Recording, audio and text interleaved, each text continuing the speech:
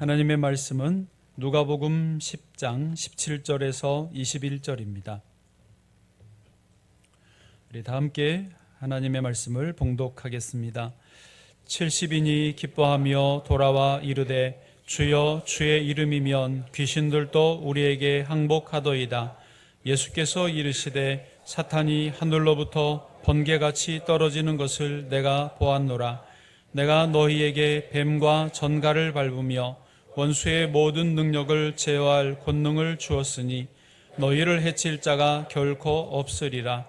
그러나 귀신들이 너희에게 항복하는 것으로 기뻐하지 말고 너희 이름이 하늘에 기록된 것으로 기뻐하라 하시니라. 그때 예수께서 성령으로 기뻐하시며 이르시되 천지의 주제이신 아버지여 이것을 지혜롭고 슬기 있는 자들에게는 숨기시고 어린아이들에게는 나타내심을 감사하나이다. 옳소이다. 이렇게 된 것이 아버지의 뜻이니이다. 아멘. 먼저 오늘 또 영상 보시고 말씀 이어가겠습니다.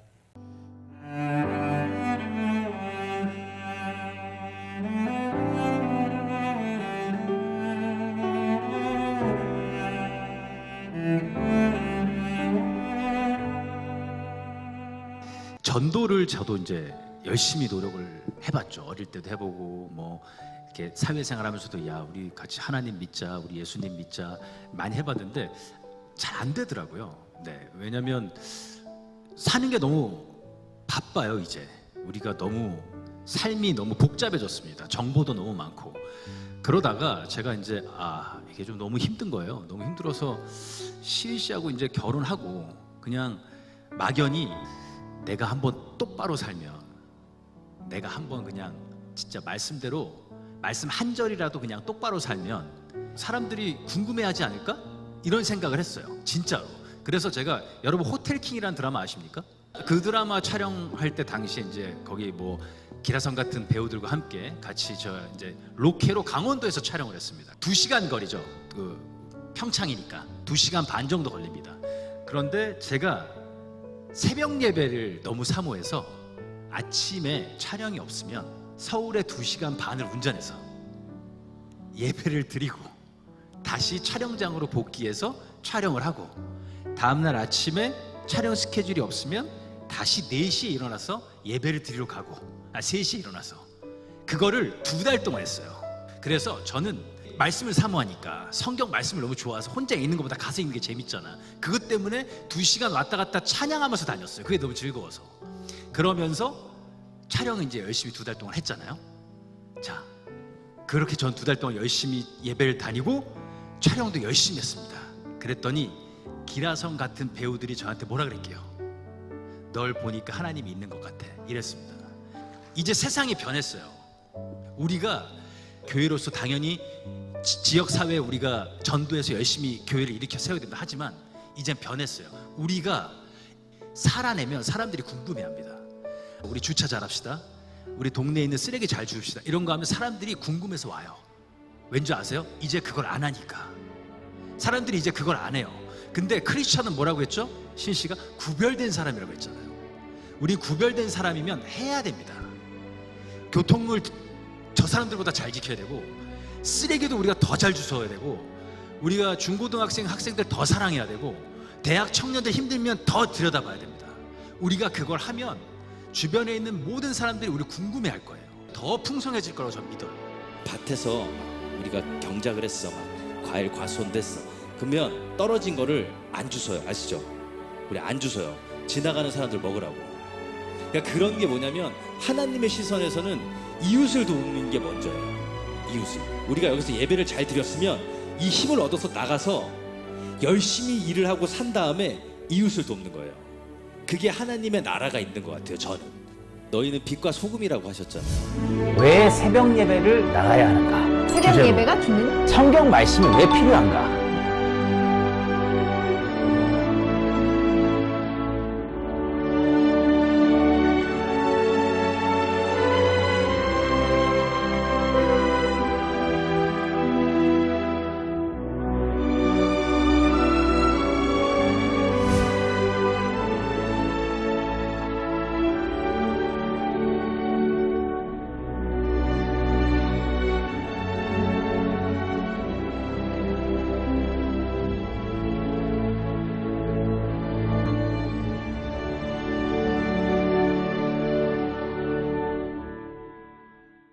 우리는 세상을 비추는 빛입니다. 빛을 잃지 맙시다. 우리는 또한 세상을 지키는 소금입니다. 맛을 잃지 맙시다. 아멘. 말씀대로 살아내기는 쉽지는 않습니다만은 그만큼 가치 있고 제가 볼 때는 고급진 삶입니다. 또 말씀대로 살아내기는 어렵겠지만은 영원히 하늘에 쌓여지는 삶이 되는 것입니다. 오늘 설교 주제는 항상 기뻐하기로 정했는데요. 하나님은 성경에서 우리에게 반복해 말씀하십니다. 항상 기뻐하라고. 아멘이신가요? 여러분 항상 기뻐하십니까? 성경은 우리에게 염려하지 마라, 두려워하지 마라, 인상 쓰지 말고 살아라고 하십니다. 항상 기뻐하라고, 늘 기도하라고, 범사에 감사하라고 하십니다. 그런데 우리는 그게 좀 잘 안 됩니다. 예수님이 직접 하신 말씀 마태복음 6장 34절, 그러므로 내일 일을 위하여 염려하지 말라. 내일 일은 내일이 염려할 것이요 한날의 괴로움은 그날의 족하니라. 아멘. 또 우리가 잘 아는 데살로니가전서 5장 16, 17, 18 같이요. 시작. 항상 기뻐하라. 쉬지 말고 기도하라. 범사에 감사하라. 이것이 그리스도 예수 안에서 너희를 향하신 하나님의 뜻이니라. 아멘. 하나님의 뜻은 분명하지 않습니까? 그런데 이제 우리의 문제는 말씀과 삶이 연결이 잘 안 되는 것입니다.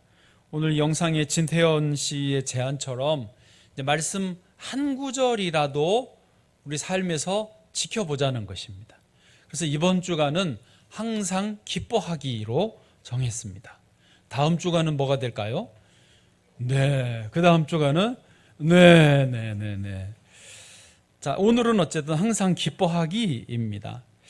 여러분, 어린 아이들이 하루에 몇 번 웃는지 들어보셨죠? 대략 300~400번 웃는답니다. 많이 웃는 아이는 600번까지 웃는데요. 어른들은요, 하루에 10번 웃으면 잘 웃으시는 거예요. 인상 안 쓰면 다행이고. 네. 그러니까 아이들은 잠자는 시간 빼고 거의 웃고 있다고 봐야 됩니다. 1분, 2분 사이에 크르르하고 별거 아닌데도 막 배꼽을 잡고 늘 웃습니다. 그리고 웃는다라고 하는 것은요, 단순히 이 기분, 감정을 표현하는 것을 넘어서는 거예요. 웃는다, 이 웃음은요, 우리 몸과 마음에 또 영혼에 굉장히 큰 영향을 끼칩니다. 예를 들어서 웃으면 그 자체로 스트레스가 줄어들어요. 그리고 그 자체로 면역력이 좋아져요. 암 환자들에게 웃음 치료법이 있는 거 아세요? 의사들은 적극 권장하지 않습니다. 그게 말이 되냐 뭐 이런 식으로. 왜? 또 약이 안 팔리고 의사들이 쓸모가 없어져 버리잖아요. 그래서 의사들은 적극 설명하지 않지만 실제로 웃음 치료법이라는 게 있습니다. 웃으면서 암이 치료되는 경우도 많습니다. 그리고 심장이 좀 안 좋으시는 분들은요, 웃으면 심장 건강에 실제로 도움이 됩니다. 웃으면서 호흡이 하고 이게 좋은 호흡이 되지 않습니까? 그래서 많이 좋아집니다. 또 엔돌핀도 돌아서 행복 호르몬이거든요. 기분이 좋아지고 긴장이 풀어지고. 보통 우리 성인들은 책임감이 있고 일 처리해야 되고 스트레스 받고 신경 쓰고 불안하고 염려가 되고 굳은 표정에 익숙합니다. 그래서 저희 아내가 제가 최근에 한 2번 이 말을 들었어요. 식탁 앞에서 밥 먹는데 화났어요, 여보? 제가 한동안 이런 말을 안 들었거든요. 잘 관리를 했는데 저도 모르게 최근에 이 스트레스가 쌓였나 봐요. 그래서 화났어요. 2번 그러길래 제가 정신을 좀 차리고 있습니다. 전문가들은 건강한 삶을 살려면 의식적으로 웃으려고 해야 된다. 웃음의 기회를 일부러라도 만들어야 된다라고 제안을 합니다. 한남대를 졸업하고 대학원을 졸업하신 이순구 작가라는 분이 있습니다. 이분의 그림을 한번 보시면 이분은 무조건 주제가 웃는 얼굴입니다. 그래서 웃으면 웃을 일이 생긴다. 이순구 작가 웃는 얼굴에서 이분의 그림은요 수백 편이 있는데 다 웃는 얼굴입니다. 그 다음 것도 보시면 이렇게 그러니까 뭐 여자아이가 웃고 남자아이가 웃고 할아버지가 웃고 온 가족들이 모여서 다 이렇게 웃으면서 있는 그림만 그린 분입니다. 우리 몸에는 완벽한 약국이 있다. 우리는 어떤 병도 치유할 수 있는 강력한 약을 가지고 있다. 그것은 웃음이다. 노먼 커먼스라고 하는 분이 한 말인데요. 그렇습니다. 하나님이 우리를 그렇게 만드셨어요. 웃으면 우리 몸의 병이 치료가 됩니다. 웃으면 점점 더 몸이 건강해지고 기분이 좋아지는 거예요.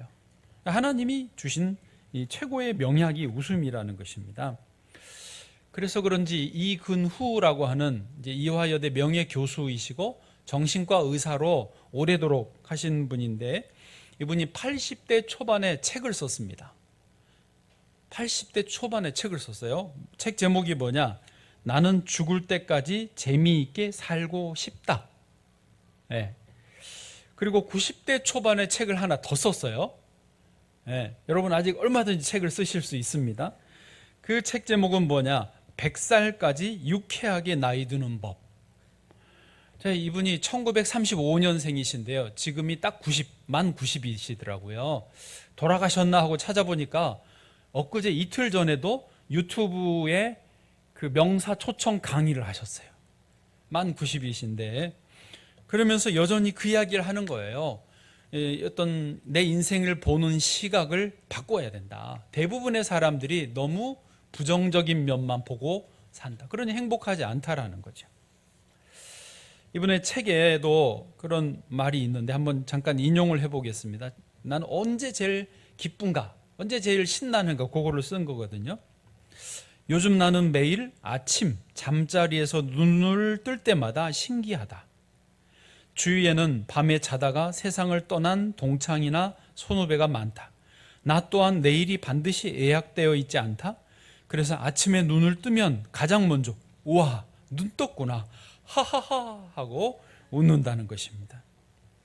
물론 할아버지가 아침에 눈 뜨면 할머니가 때린다는 말도 유머가 있지만 유머고 네.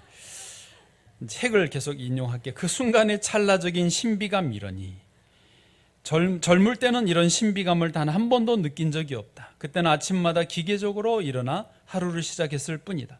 그러나 지금은 나에게 남은 생물학적 여명이 적다는 데서 오늘 하루하루의 희열감에 매일 아침이 행복하다. 아침에 눈 뜨는 자체가 행복하다는 거예요. 이분은 실제로 늘 행복론을 주장하니까 사람들이 자주 물어본대요. 교수님은, 선생님은 언제가 제일 기분이 좋으십니까? 언제가 제일 행복합니까? 똑같은 대답이에요. 나는 아침에 자고 나서 눈 뜨는 게 제일 즐겁다는 거예요. 그러니까 한마디로 살아있는 자체가 기쁨이다. 살아있는 자체가 기적이다. 오늘 하루가 기적이라는 거예요. 여러분 오늘 기적을 살고 계세요. 그런 말이 있죠. 나에게 주어진 오늘 하루는 누군가 어제 간절히 소망했던 그 연장된 하루였다고. 주 안에서 기뻐하시기를 바랍니다. 자, 이제 본문으로 좀 들어가 보시죠. 첫 번째 소 제목은 결과보다 관계에서 오는 기쁨입니다. 해보세요. 시작. 결과보다 관계에서 오는 기쁨. 말의 의미는 아시겠죠? 예수님이 70인 제자를 불러서 둘씩 짝을 지어 전도를 위해 파송을 하셨습니다. 가서 귀신을 쫓아내고 복음을 전하라. 70인이 가서 실컷 사역을 하고 신나가지고 돌아왔습니다. 그리고 예수님께 이렇게 보고를 합니다. 오늘 본문 말씀은 17절입니다. 시작. 70인이 기뻐하며 돌아와 이르되 주여 주의 이름이면 귀신들도 우리에게 항복하더이다. 아멘. 여러분이 신하면 신나지 않았겠습니까?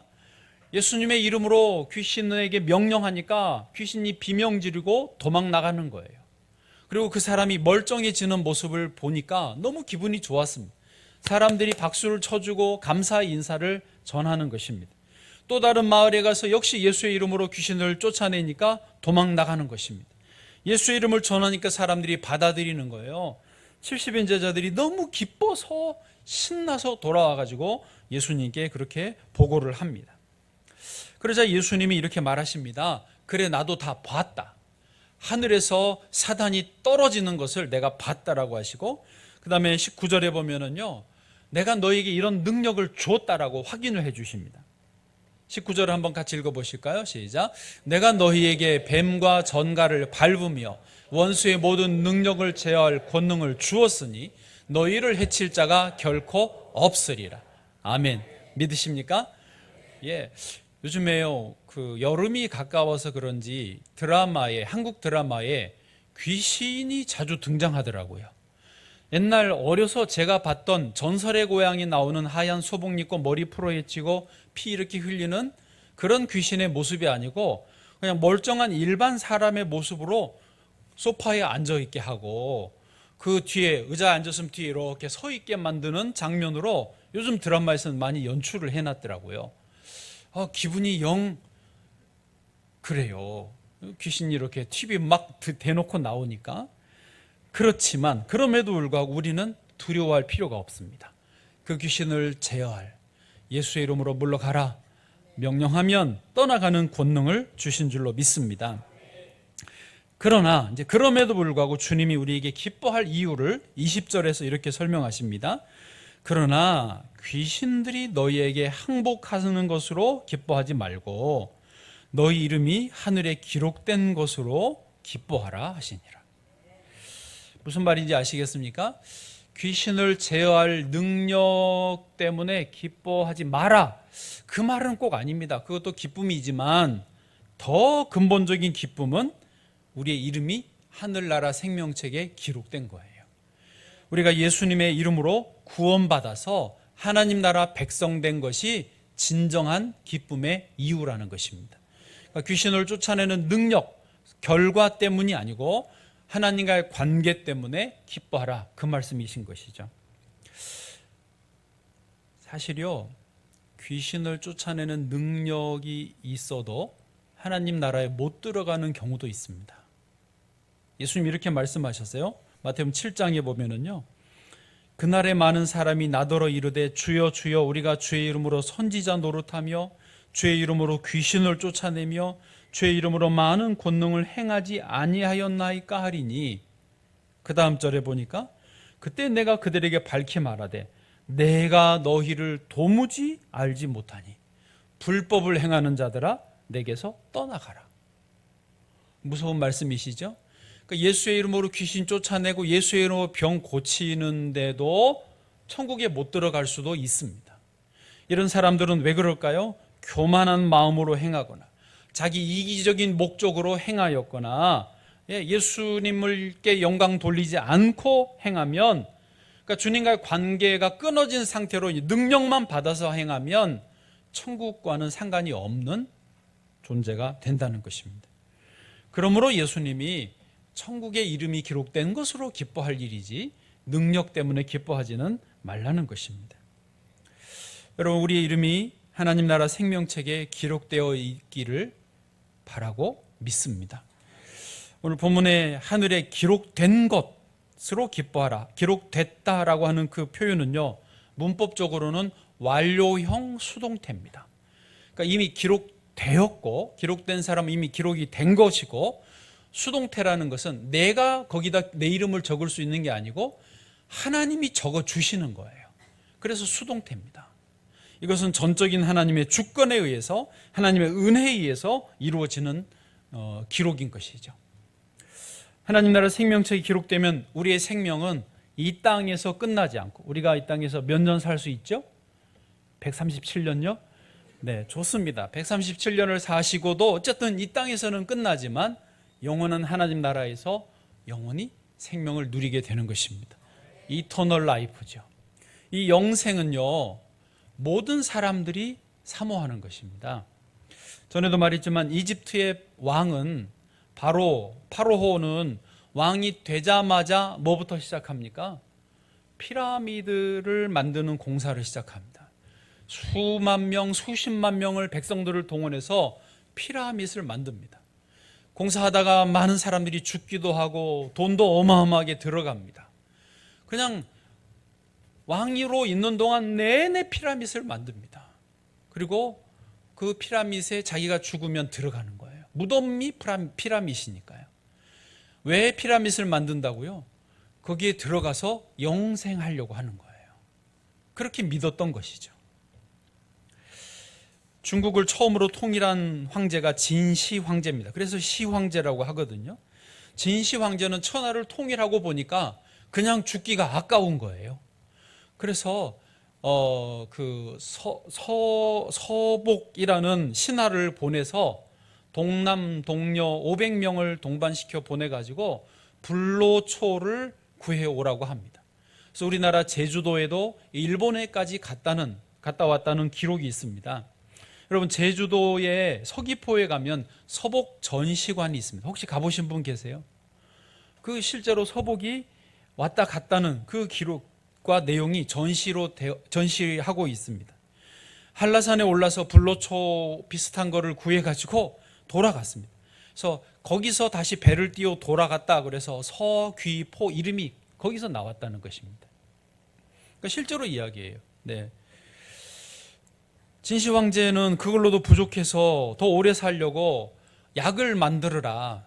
그래서 연금술사들이 당시에 금속을 가공하고 불사의 약을 만든다 그래서 거기다 수은을 넣어가지고 약을 만들어 먹였어요. 진시 황제한테 수은을 먹였어요. 심지어 수은으로 연못을 만들어서 거기서 목욕을 했다는 기록까지 있습니다. 그래서 50에 돌아가셨습니다. 예, 여러분 50이 넘으신 분들은 진시 황제보다 더 나으신 거예요. 일단 이 땅에서는.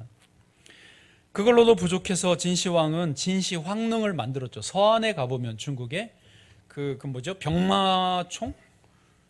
어마어마한 무덤을 만들어 가지고 사람 크기 똑같은 크기로 진흙으로 그 군사들, 신하들, 말들, 그릇들 다 만들어서 해놨잖아요.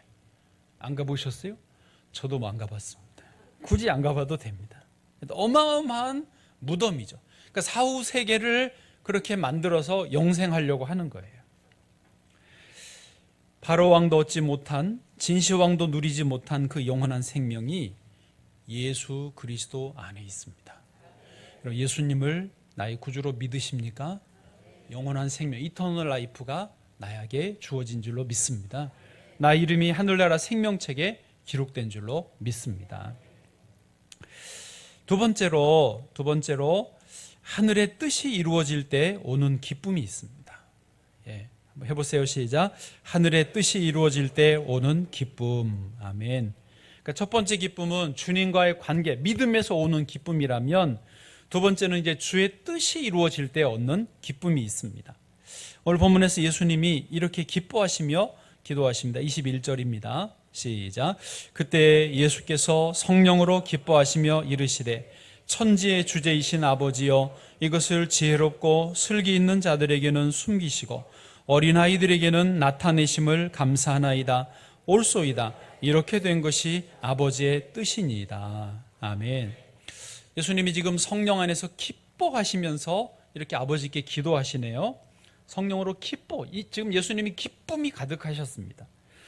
예수님이 기쁘신 이유가 뭐냐 보니까 쭉 보고 맨 끝에 이것이 아버지의 뜻입니다. 아버지의 뜻대로 이루어진 것이 저도 너무너무 기쁩니다. 그런 의미죠. 예. 그 내용이 뭐냐 보니까 세상에서 지혜롭고 슬기로운 사람들에게는 이 영적인 비밀이 감추어진 거예요. 거꾸로 어린아이들 같이 겸손하고 부족하고 약한 사람들에게는 이게 드러나 보여지는 거죠. 그게 뭡니까? 하늘의 비밀입니다. 구원의 비밀이에요. 한마디로 예수 그리스도이십니다. 그러니까 세상에 똑똑하고 지혜롭고 잘난 사람들은 예수가 누구냐? 예수 믿는다고 어떻게 구원 얻느냐? 내가 구원 얻어야지. 그렇게 바로왕처럼 진시황제처럼 자기가 자기 힘으로 자기 지혜로 영생을 얻으려고 했던 사람들은 오히려 일찍 망하고, 어린아이처럼 힘없어서 연약하여서 주여 예수님을 순순하게 받아들인 사람들에게는 영원한 생명을 주시는 이 놀라운 비밀, 이게 하나님의 뜻이고 이렇게 이루어진 것을 예수님은 기뻐하신다는 것입니다. 저와 여러분도 예수님처럼 기뻐할 수 있기를 바랍니다. 아버지의 뜻이 이루어지는 것. 그래서 우리 주변에, 아니 우리 자신만 봐도 그렇잖아요. 내가 어떻게 예수님을 믿게 되었는가? 나 같은 죄인이 어떻게 예수님 믿고 이 영원한 생명을 누리게 되었는가? 이게 기쁨의 이유가 되는 것입니다. 여러분 혹시 여러분이 예수님을 전했는데 그분이 예수님을 믿고 나와 함께 이 천국의 생명을 누리고 있다면 이것이 이 두 번째 주시는 기쁨인 것입니다. 마태복음 18장 3절도 보시죠. 같은 의미입니다. 시작. 이르시되 진실로 너희에게 이르노니 너희가 돌이켜 어린아이들과 같이 되지 아니하면 결단코 천국에 들어가지 못하리라. 아멘. 예. 우리가 아이들처럼 나이를 거꾸로 먹을 수는 없지만 인생을 살다 보면 여기가 막히고 저기도 막히고 사방이 막혀서 어떻게 해볼 수 없는 상황에 직면할 때가 있습니다. 그냥 옴짝달싹 못해요. 사면 초가예요. 그러면 마음이 겸손해집니다. 가난해집니다. 그리고 하늘을 바라보고 주여라고 주님을 부를 수밖에 없습니다. 그럴 때 우리의 영이 열리고 그럴 때 예수님이 나의 진정한 주인이 되시면서 이 천국의 비밀을 누리게 될 줄로 믿습니다. 예수님이 말씀하셨습니다. 양 100마리 중에 한 마리를 잃었다면 그 목자는 잃은 양을 찾을 때까지 다닌다고 했지 않습니까? 산으로 들로 낭떠러지 계곡으로 양을 찾으러 갑니다. 그 양을 찾으면 너무 기뻐하면서 마을 사람들을 불러 잔치를 한다고 하셨습니다. 그게 하나님의 뜻입니다. 그럼 지금 이 시대에 저 여러분 주변에 혹은 가정의 자녀들이 아직 예수님을 알지 못한다면 그 자녀를 위해서, 가족을 위해서 계속 기도하시죠. 그리고 그 자녀가, 그 가족이 예수님 믿고 함께 이 영생을 누리게 된다면 이게 여기서 말하는 기쁨입니다. 사도 바울은 자기가 감옥에 있었지만 빌립보 서신에서 하는 말이 내가 감옥에 있으니까 나를 더 힘들게 하려고 어떤 사람들이 예수님을 전한다는 거예요. 그걸 보고 나는 더 기쁘다고 바울은 고백합니다. 어쨌든 전해지는 것이 예수님이니까요. 저는 우리 성도님들 중에 교회 잘 나오시다가 못 나오는 분들 때문에 기도가 계속되고 있습니다. 또 이제 나오고 있는 분도 있고 또 다른 분이 교대로 그럼 내가 쉴게 하고 쉬시는 분도 있습니다. 교대 방학이에요. 좀 안 하면 좋겠는데 말이죠. 기도가 계속되고요. 그리고 그분들이 다시 한 분 한 분 저 앞에 예배 자리에 나오면 모르겠어요. 저만 그러는지 여러분도 그러시겠죠? 너무 그게 기분이 좋아요. 계속 기도가 되고 또 하나님이 길에서 만나게 하세요. 지난주도 또 다른 분 만나게 하시고 기도하고 있습니다. 이제 오라고 그러면 더 사람 심리가 또 그렇잖아요. 그래서 부담스럽고 더 안 오고 싶을 수도 있어서 기도합니다만 말합니다. 실제로 기도하고 있습니다. 그리고 나올 때 주님이 하늘에서도 기뻐하시고 땅에서도 기쁨이 넘칠 줄로 믿습니다. 마지막 세 번째입니다. 이제 그래서요, 사실 이것을 오늘 설교로 어떤 초점을 두는 건데 주 안에서 항상 기뻐하기입니다. 아까 영상에서 보신 것처럼 우리 성도들은 삶의 자리에서 선한 영향력을 끼쳐야 됩니다. 이제 말로 전도해서 되지 않습니다. 빛이 되고 소금이 되어야 합니다. 그러려면 그 비결은 우리가 말씀 한 절이라도 붙들고 말씀대로 살아야 되는 것이죠. 그래서 이번 주간에 말씀대로 살기에 그 한 절은 항상 기뻐하기예요. 어떤 목사님이 사역에 너무 지쳐서 기도 중에 하나님께 이렇게 말했습니다. 주님, 저 너무 힘들어요. 저 너무 지쳤습니다. 사역에도 기쁨이 없습니다. 그러자 주님이 응답을 이렇게 하십니다. 너가 나를 바라보지 않고 상황만 바라보고 있기 때문에 그렇다. 그렇습니다. 여러분, 우리가 항상 기뻐할 수 있는 비결이 있는데요. 그것은 주님만 바라보는 거예요. 제가 조금 전에도 2부 예배를 드리려고 이제 사택에서 이렇게 내려오지 않습니까? 자, 이제 예배 인도하러 간다. 그 순간입니다. 그런데요, 그때 제가 주님이 저한테 그러시는, 너 나를 바라봐라. 이 순간에, 그러니까 예배를 인도하고 설교를 하는 것은 일종의 사역이지만 이 귀한 사역을 하기 전에 먼저 나를 바라봐라 그러시더라고요. 그 문 열고 닫는데 그러시더라고요.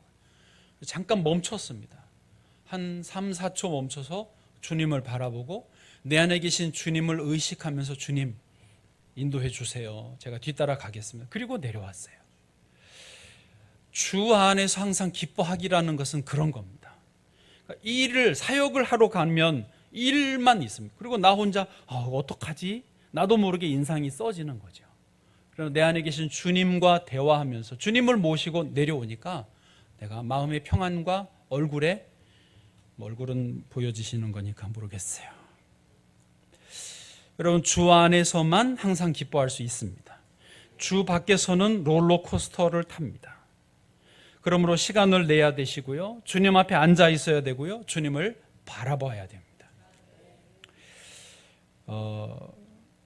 저도 그렇습니다. 이제 우리 교회에 일이 많아졌어요. 저는 일이 많아졌습니다. 아시는 것처럼 예배당 재건축도 감당을 해야 돼서 예전보다 더 좀 바빠졌습니다. 쉬는 날이 없어요. 월요일도 출근을 해야 됩니다. 제가. 그래서 쉬는 날이 없어요. 이번 수련회를 준비하는 것도 예전에 비하면 저는 준비를 많이 못했습니다. 예전에 비하면. 그래서 다른 이제 위원장님, 전사님 수고 많이 하셨는데, 신기한 것은 그럼에도 불구하고 이번 수련회 가요, 제가 이렇게 피드백을 계속 받고 있는데 다 은혜로웠다는 거예요. 내년에도 가자라고 그러시는 거예요. 원래 경년제로 가는 건데 잘해야, 2019년 가고 코로나 때문에 이제 2025년 6년 만에 간 건데 다 좋았다는 거예요. 그리고 우리 교회 분위기가 영적으로 점점 좋아지고 있어요. 새벽 기도회도 많이 나오시고요, 금요 기도회도 많이 나오세요. 저하고 아내하고 대화했습니다. 뭐지? 나는 더 바쁘고 더 피곤한데 왜 교회 분위기는 더 좋아지지? 아마 많은 분들이 더 기도하시고 있고, 저는 달리 한 게 없고 그냥 일이 많아서 일부러 시간 내서 주 앞에 앉아 있으려고 하는 그 시간을 좀 더 낸 것밖에 없습니다. 그리고 주 안에 있어야 항상 기뻐할 수 있어요. 주 안에 있으면 오히려 일들이 잘 되는 것 같습니다. 여러분, 주 안에 거하시기를 바랍니다. 많은 그리스도인들이 암 진단을 받고도 병원에서 혹은 집에서 늘 찬양하고 기뻐하는 모습을 보여줍니다. 주 밖에 있는 사람들은 이해를 못합니다. 아니, 암에 걸렸는데 뭐가 좋다고 그러십니까? 나는 주님과 함께 있기 때문에 살든지 죽든지 괜찮습니다. 나는 내 이름이 생명책에 기록되어 있어서 괜찮습니다 하면서 전도하는 모습을 보여주십니다. 저희 아버지도 나중에 이제 위암으로 돌아가셨습니다마는 투병 생활하시는 동안에 어려운 분들에게 쌀 보내고, 본인이 아프시니까 아픈 분들 문병하고 예수님 전하고, 왜? 아픈 사람 마음을 아니까요. 저는 아버님의 그런 마지막 그 시간들에 대해서 너무너무 감사해요. 여러분, 주 안에서 항상 기뻐하시기를 바랍니다. 그래서요, 이제 실천이니까 5가지를, 하루를 지내서는 5가지 실천 사항을 제안을 해드리도록 하겠습니다. 첫 번째, 아침에 잠에서 깨자마자 주 예수님의 이름을 부르고 감사 기도를 하시기를 바랍니다. 네, 안 보여드려요. 여러분이 쓰시든지 메모하시든지. 아침에 깨자마자 뭐 하세요? 네, 스마트폰 들으세요? 네, 아침에 깨자마자 그러지 마시고 주 예수님 일단 부르시고 오늘 하루를 주셔서 감사합니다. 감사 기도를, 그건 뭐 몇 초 안 걸리잖아요. 예, 그게 첫 번째고요. 두 번째, 아침에 씻으시잖아요. 꼭 세수도 안 하고 나가시는 분 없죠? 씻을 때 뭐 세수를 하든 샴푸를 하든 뭐 샤워를 하시든지 씻을 때 꼭 거울을 보고 10초 동안 웃는 연습을 하시기. 네, 아까 그 사진 보여주세요. 요렇게 웃기. 네. 이빨을 다 드러내 보이고 10초. 자, 지금 해보겠습니다. 네. 시작. 하하하하. 네, 거울 보면서 자기를 계속 보는 거예요. 네, 이렇게 계속 해보세요. 이제 됐습니다. 10초가 의외로 길어요.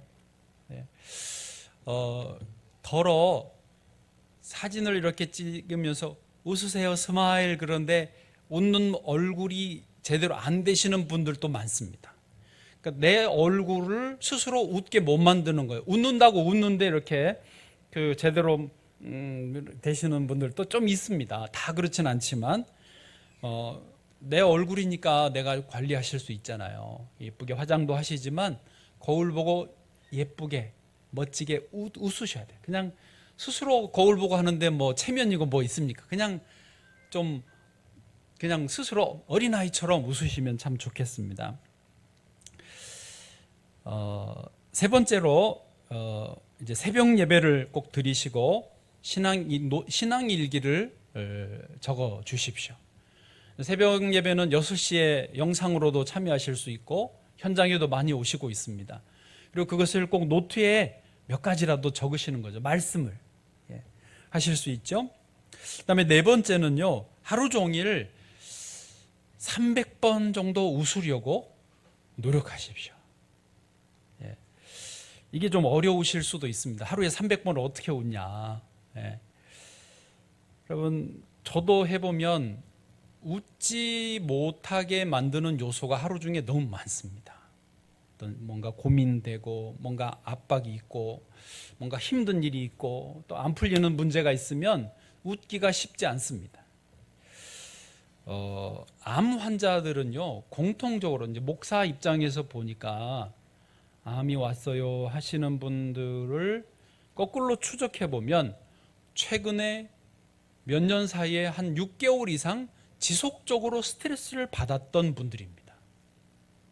재정이든 관계에서든 어떤 하시는 일이 안 풀리든 뭐 너무 힘들었던 간에 지속적으로 한 6개월 정도 스트레스와 압박을 받고 사는 분들이요, 대부분 암이 옵니다. 그 무섭습니다. 그런데 그렇게 스트레스를 받고 고생스러울 때도 억지로라도 웃으시면요, 소리를 내서 하하하 하고 억지로라도 10초 15초를 웃으시잖아요. 아까 서론에 말한 것처럼 면역력이 좋아지고요, 기분이 좋아지고 심장도 좋아지고요, 암이 자리를 못 잡습니다. 그러니까 힘든 상황을 내가 바꿀 수 없지만 웃는 건 내가 할 수 있잖아요.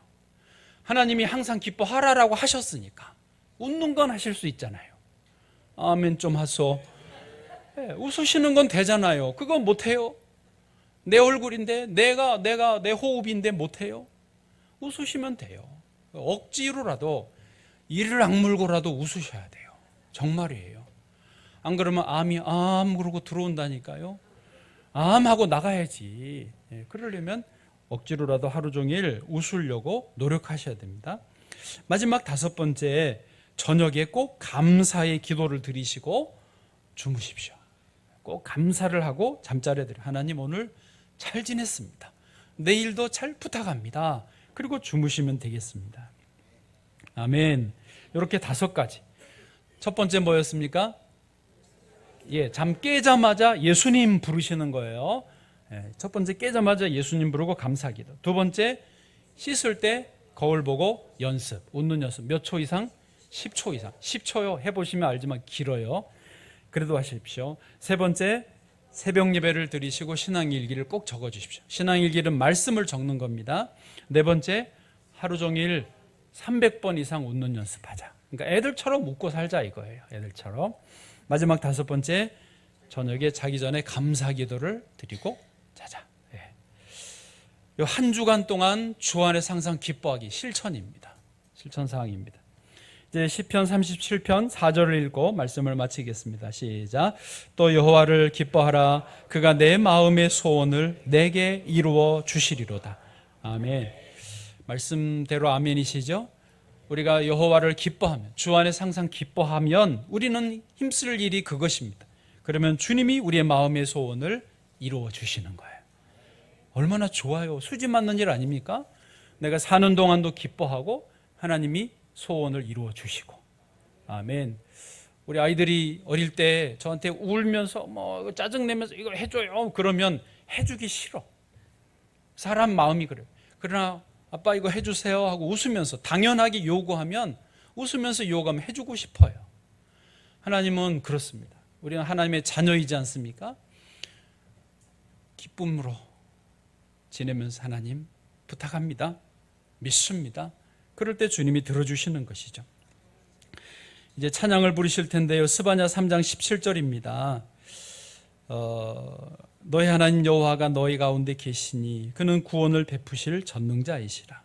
그가 너로 말미암아 기쁨을 이기지 못하시며 너를 잠잠히 사랑하시며 너로 말미암아 즐거이 부르며 기뻐하시리라 하리라. 아멘.